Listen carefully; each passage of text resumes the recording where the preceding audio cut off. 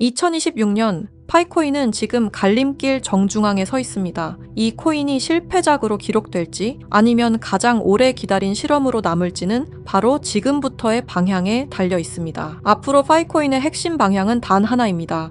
가격이 아니라 사용처입니다. 파이코인은 이미 채굴 단계를 넘어섰습니다. 이제 남은 과제는 명확합니다. 사람들이 실제로 쓰는가? 그리고 그 쓰임이 확장되는가입니다. 첫 번째 방향은 생활 결제 영역입니다. 소액 결제, P2P 송금, 특히 은행 인프라가 부족한 국가에서 파이코인의 존재 이유는 점점 또렷해지고 있습니다. 두 번째는 폐쇄형 생태계에서 개방형 생태계로의 전환입니다. 그동안 파이코인은 안전을 이유로 스스로를 꽤 강하게 묶어두었습니다. 하지만 2026년부터는 외부 서비스, 외부 자본과의 연결이 본격적으로 시험대에 오르게 됩니다. 이 외부 시장에 대한 영역 싸움이 바로 파이코인 생태계의 중요한 갈림길이라 볼 수 있겠습니다. 세 번째는 시장 신뢰 회복입니다. 대형 거래소 상장 여부보다 중요한 건 이 코인이 사라지지 않는다는 확신입니다. 그 확신이 생기는 순간 가격은 언제나 나중에 따라옵니다. 2026년의 파이코인은 당장 폭등을 약속하지 않습니다. 대신 사라지지 않을 이유를 하나씩 증명해가는 단계에 들어섰습니다. 그리고 지금 제가 여러분께 보여드릴 내용은 단순한 기대나 희망이 아닙니다. 파이코인의 본격적인 상승을 바라볼 수밖에 없는 이유,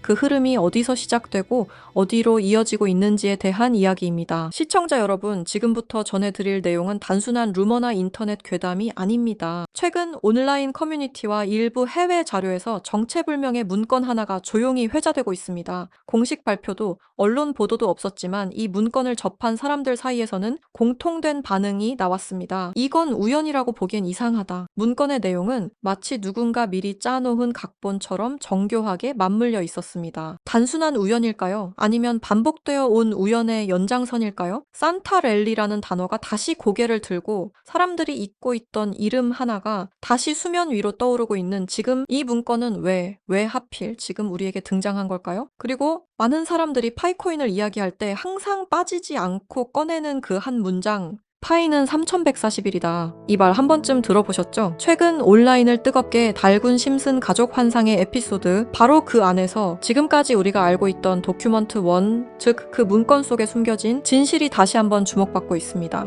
그 문서에는 놀랍게도 파이는 3년 후 3140일이 된다는 내용이 담겨져 있었는데요. 아마 많은 분들이 한 번쯤 들어보셨을 겁니다. 그런데 말입니다. 오늘 제가 들려드릴 이야기는 여기서 멈추지 않습니다.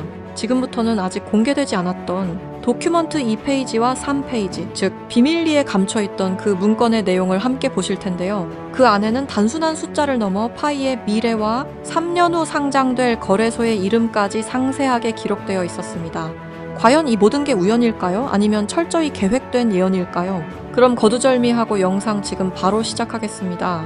1990년부터 지금까지 미국 애니메이션의 전설 심슨 가족, 웃음을 주던 이 노란 가족이 수많은 예언을 적중시키고 현재는 예언 만화라고 불리고 있는데요. 이미 대중들에게는 신기하면서도 한편으로는 사기꾼들의 허황된 소리다, 그저 운이 좋아서 맞췄다라며 비판 아닌 비판을 이어가고 있는데요. 하지만 이미 300개가 넘는 예언을 맞춘 심슨 가족은 단순히 운을 넘어서 경이로운 수준의 예언 능력을 보여주고 있습니다. 보신 적은 없으시더라도 심슨의 캐릭터라면 누구나 알고 계실 거라 생각하는데요. 단순한 만화를 넘어 각종 정치, 환경, 사회 풍자 등등 해학과 풍자를 표현하면서 아이들의 성장 교육뿐만 아니라 다 큰 성인들에게까지 큰 교훈으로 영향을 미치고 있는데요. 오늘 들려드릴 이야기는 그동안 누구도 알려주지 않았던 환상의 에피소드에 관한 내용입니다. 파이코인을 채굴하던 분이라면 깜짝 놀랄 만한 소식이고, 파이코인을 채굴하지 않으셨다면 이제는 시작해야 할 때라고 느끼실 겁니다. 심슨 가족의 예언은 방송사에서도 기사로 다룰 정도로 총 300개가 넘는 예언들을 했는데요. 그런데 이 만화 심슨 가족의 에피소드 중에서는 전 세계에서 방영이 금지된 에피소드가 딱 하나 존재합니다. 해당 에피소드가 방영이 금지되어 버린 것은 바로 이 에피소드에 출연한 어떤 남성 때문이었는데요. 이 에피소드에 관한 이야기를 하기 전에 파이코인에 관한 예언은 그 전에도 있었죠. 현재 앞에 보이는 이 포스터에는 파이코인의 떡상을 예언하고 있는데요. 2012년 파이코인이 탄생하기 전에 출시된 에피소드, 모두가 아는 유명한 장면이 발견되었습니다. 두 개의 포스터와 아틀라스 동상, 그리고 하늘을 뚫고 상승하고 있는 그래프와 선물이라는 문구까지 하나하나 전부 면밀히 살펴보도록 하겠습니다. 두 가지 포스터 중 한 가지는 파이오니어에게는 굉장히 유명한 I love 파이와 다른 하나는 태극권을 연상케 하는 그림입니다.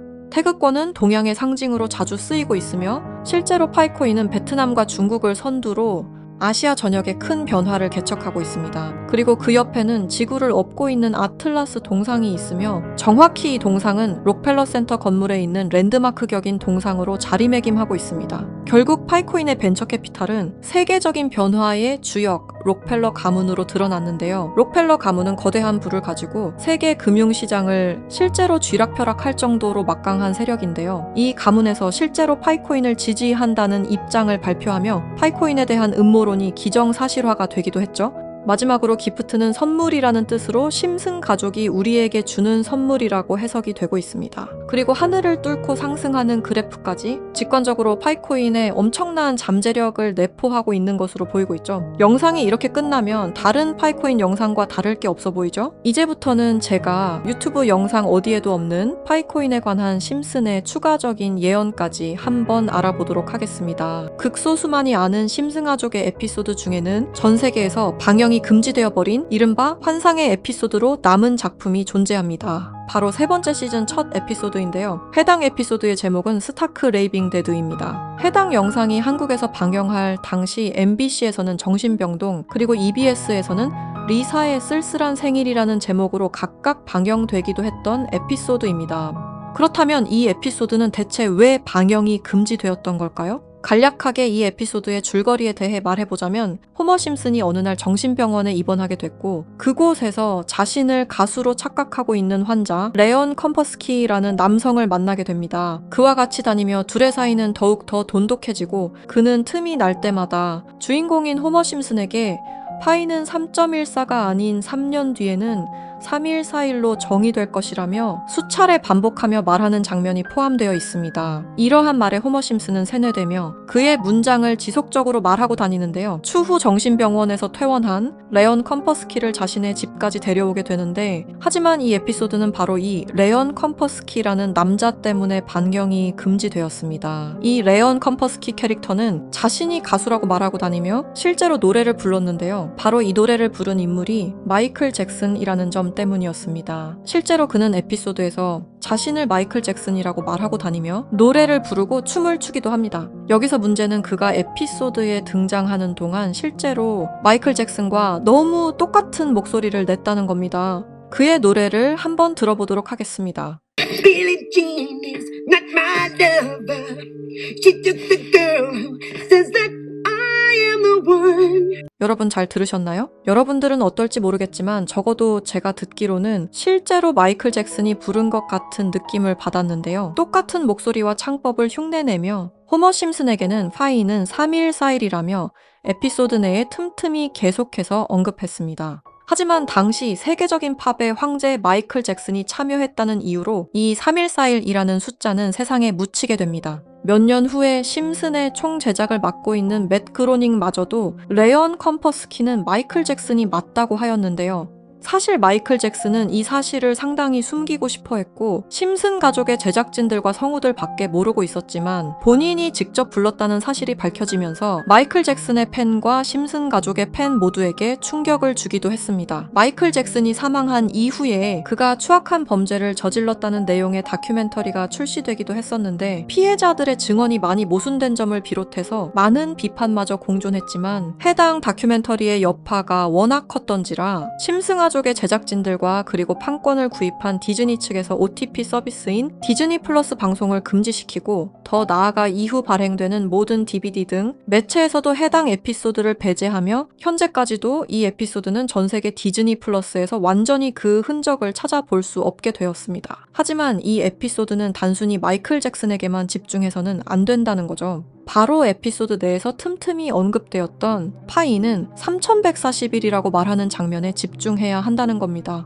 그 중에서 바트 심슨이 발견한 라이언 컴퍼스키의 책에서는 이러한 내용이 있었는데요. 만약 당신이 3년 동안 기다린다면 1파이당 가격은 3141달러가 될 것이다. 이렇게 적혀 있었습니다. 또 하나 충격적인 예언은 2022년 HTX 거래소가 파이코인을 도둑 상장한 것 또한 예언되어 있었으며, 그리고 그곳에는 가짜 이렇게 적혀 있었습니다. 다음 내용은 더욱더 충격적인데요.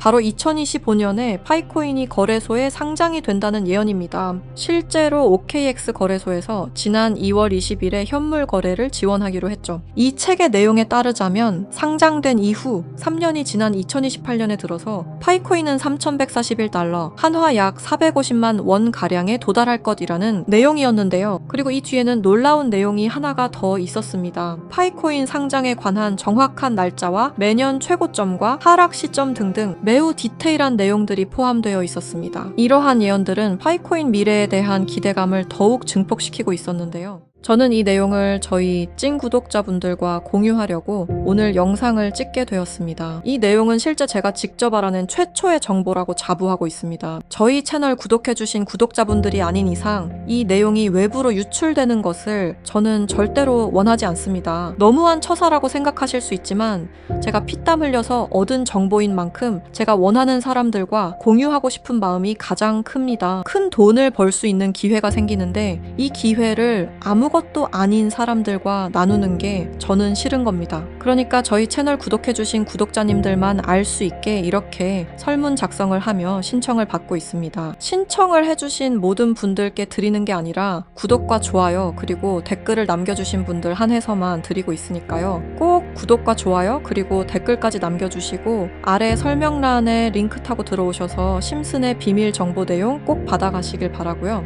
제출 버튼까지 눌러주셔야 저희가 확인이 가능하니까 제출 버튼까지 꼭 눌러주시기 바랍니다. 만약 진짜로 3년 뒤에 이 거래소에 상장이 되고 누구보다 빠르게 먼저 이 정보를 알고 있다면 7조 원을 벌어들였던 시바이누 부자처럼 우리도 부자가 될 수 있는 길을 알게 되는 거라 생각하는데요. 진짜 부자가 되고 싶으신 분들, 더 이상 돈 때문에 구질구질하게 살기 싫으신 분들 이 기회 놓치지 마시길 바랍니다. 오늘 영상은 여러분들에게 희망찬 영상이 되었으면 좋겠다는 마음으로 알차고 꼼꼼하게 구성했으니까요. 다음 영상도 많이 시청해 주셨으면 좋겠습니다. 시청해 주셔서 감사합니다.